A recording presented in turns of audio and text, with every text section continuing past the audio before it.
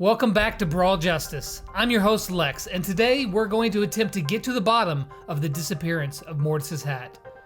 Now we've had some shocking things happen, and we've got some crazy things in store. But before we can get to that, we need to know where we've come from. So let's take a look back at the past 2 episodes so that we can give some context moving forward.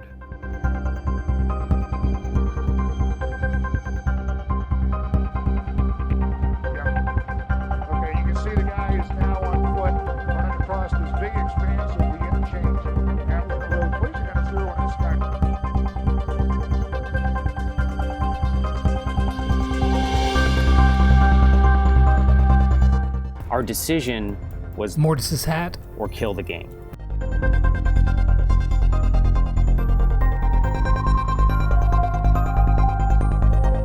I think he did it.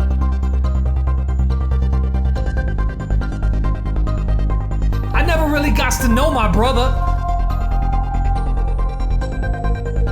I've got better things to do than waste my time on a silly hat.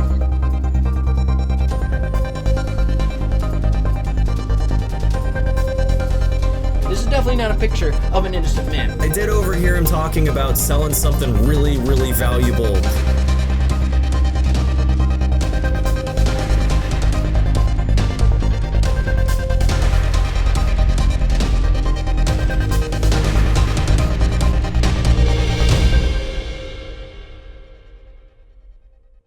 So the last 2 episodes have set the scene. We've had some shocking developments. We've had some mysteries that are yet to be solved. Who actually took the hat? Who's behind it all? Did CanYaDigIt do it? Was he framed? Where is the hat right now? We're gonna get to the bottom of this, and to do so, we're going to start off with our good friend over at the Brawl News Network with some news on CanYaDigIt.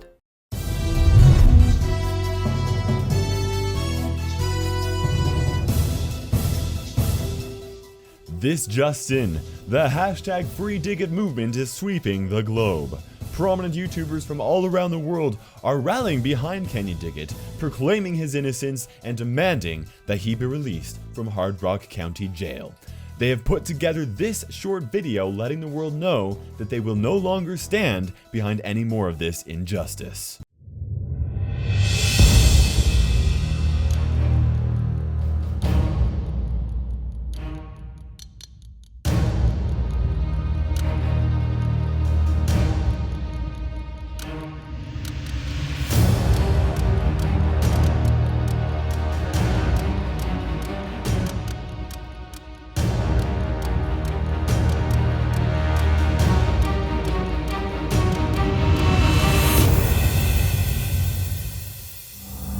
My boy Digit is innocent! Libérez-le quoi.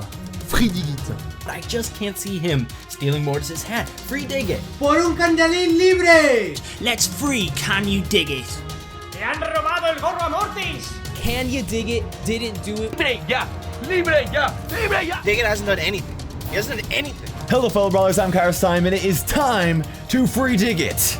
I just don't know why they would do this to someone who's done nothing wrong. It's time to free CanYaDigIt! Right. Y'all best let me up out of this joint!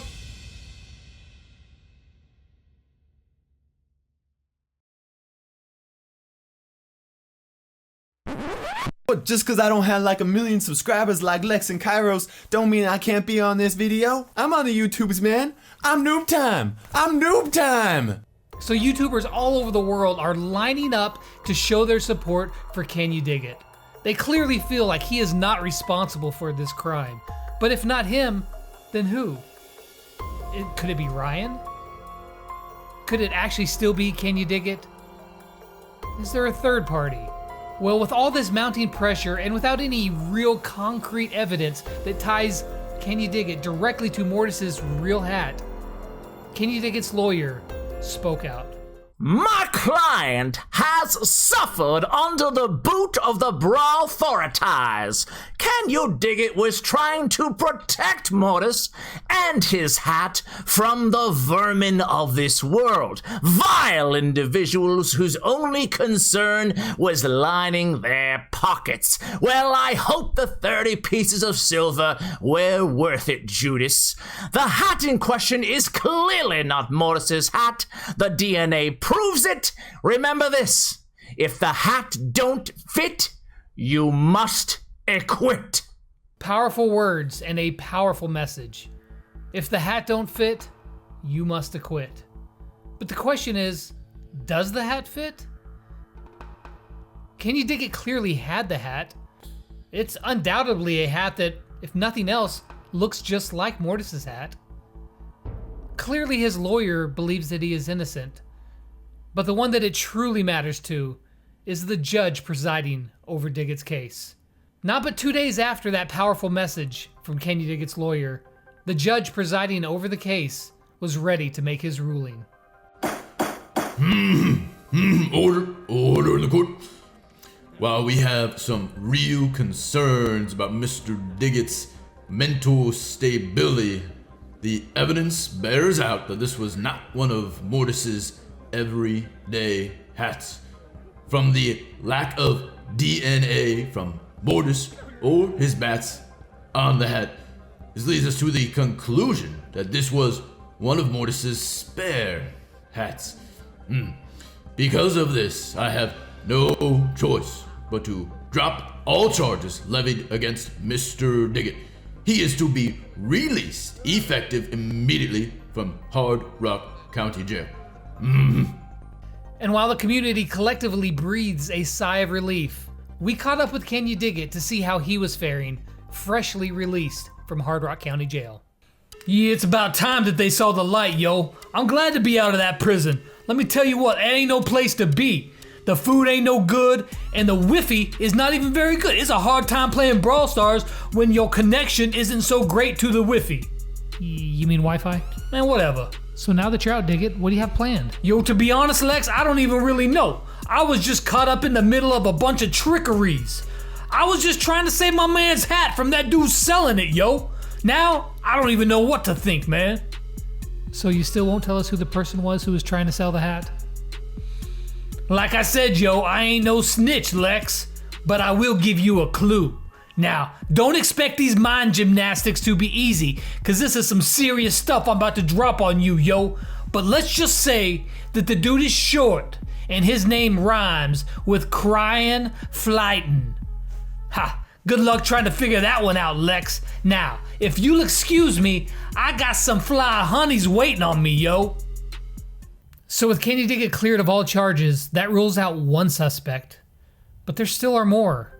Now, CanYaDigIt gave us a cryptic clue as who the mastermind behind this all might be. Now, Brawl Justice enlisted its supercomputer to try to get to the heart of that mind-boggling clue. However, in the end, it was just too tough to break. Ryan Lighton. We tried every possible combination of letters and we just couldn't figure it out. So it dawned on us, there's only one man brilliant enough to crack this clue. So we called on the one, the only, Stewie McBeaker to help us to get to the bottom of this. Well, I would say that this was a hard one to decipher, but I had more problems trying to figure out how to mine obsidian in Minecraft. Diamond pickaxe, duh. But yes, this code Mr. Digit presented would implicate Ryan Lighton. With that brilliant insight from Stewie, it's all but confirmed that Ryan Lighton did indeed have a hand in stealing Mortis's hat. Now, what exactly was his role in this crime, though? We don't know exactly yet. We do know that he was seen behind a casino in Helsinki selling something to a mysterious individual. Well, our first interview was tough enough to get with Ryan, and he ended it abruptly by simply hanging up on me. But do we accept defeat here at Brawl Justice? No. No, we don't. So we put our big boy pants on, and we were going to find Ryan to have a face-to-face meeting with him to get to the bottom of what really happened. However, just as we were about to get there, we got word that he was holding a press conference. Let's go live to that right now. As you all know by now, I have been involved in a plan to take Mortis's hat. I have no excuse for my actions, but I would like to provide some context. I had fallen into some serious debt, and I bought into a scheme where I believed I could sell Avon products to my coworkers. Unfortunately, game developers aren't lining up for the newest shade of lipstick. I know, I am just as surprised as you are. So I came up with a plan to take Mortis's hat. I mean, he didn't need it, and I really needed the money. But CanYaDigIt was there to stop me. But the thing is, I heard someone else at the scene, but I didn't get a look at him. I apologize for my part in this scheme. Aside from being a hat thief, my only crime is buying too much lipstick. Which, by the way, if you know anybody who needs some, could you give me a call? So the truth finally comes out. Ryan did indeed attempt to steal Mortis's hat. However, his plan was thwarted by CanYaDigIt, who got there first and took it in hopes of returning it to him. Now, Ryan mentioned a third party at the scene. Who could that be? Also, can we really believe Ryan's story? He's already lied to us once. So we needed to find that individual that he sold something to behind the casino. What if he did take the actual hat and sold it to this man? So we contacted our resident Brawl Authorities detective to find out. Because if there's one man who A, knows how to wear a mustache, and B, can get to the bottom of this, it's Detective Rayburn. Yes. Detective Rayburn reporting back in. Now, after further analysis of the photos and extensive surveillance, we were able to locate the man who met up with Ryan. We then questioned him at the station, and to my surprise, he remained silent. However, I then employed the classic good cop, bad cop technique, and because of my utmost skill set as a detective, naturally I played both good cop and bad cop. Now, after a moment, out of pure intimidation, the man started shaking and then wetted himself. Absolutely pitiful. He then broke down crying and cracked, giving us every last detail of the meeting. Spineless coward. Okay, I admit it. I bought a new shade of eyeshadow from Ryan because it matched my complexion so well. I admit it. Are you happy now? My secret's out for the world to know, and you've made me pee my pants. I just love putting on makeup and feeling pretty. Can I go now? Well, that confirms the story that Ryan was telling. Cosmetics, eh? Okay. Well, let's run down what we know so far. Ryan was suckered into a pyramid scheme selling cosmetics. Lipstick, eyeshadow, mascara, all that jazz. And that stuff cost a lot, and so he went severely into debt. Now, he knew Mortis had a spare hat. He knew Mortis wasn't going to need that hat, and that perhaps he could sell that for some money. Well, CanYaDigIt got word of this hideous crime and hatched a plan to stop him. When they both arrived to the cemetery, CanYaDigIt and Ryan made a mad dash for the hat, the one that they believed was the real one. Ryan, he's not as fast as CanYaDigIt, I mean, who is? But CanYaDigIt got to the hat first and took it. Ryan fled empty-handed, a failed hat thief, while CanYaDigIt sped away with the hat in hopes of returning it to its rightful owner. The Brawl authorities, alerted by Mortis' 911 call, got to the scene and chased CanYaDigIt. And as we know, it ended with CanYaDigIt behind bars. So Ryan, desperate for money, went back to selling his cosmetics, and that's what that meeting was behind the casino. The man, if you can call him that, has confessed to buying those cosmetics. And aside from feeling sad for him, he's committed no crime. So where does that leave us? Who took the hat? The real hat? We have no new suspects. We have no new leads. In the end, we may never know who took the actual hat. The criminal, whomever he is, has gotten away scot-free. Sometimes in life, that's just But the way the thing is, I heard someone else at the scene, but I didn't get a look at him. I apologize. We're identical twins, so unless Mr. Digit happens to have an identical twin, you're not. I know this ain't the popular thing to say, but I think he did it. He's never been a thief. But you know, who knows, he might have, but I don't really when I think was so. just a little dude. I never really got to know my brother. We're identical twins, so unless Mr. Digit happens to have an identical twin. I think we got it. Yeah. Yeah, that'll be good enough to fool him. Sorry about that, brother. And as always, until next time, I'll catch you guys on the flip side. Lex out.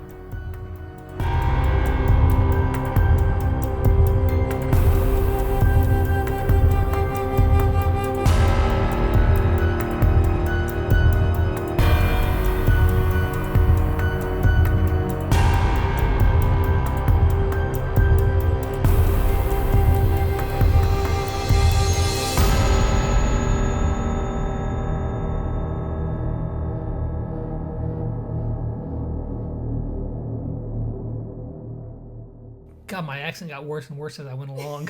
Put another shrimp on the bobby. Crikey, look at that. Look at that Digit right there. That's a mean Digit. He's spinning vigorously. Just a quick little message before I start this thing, Lex. I f***ing hate you.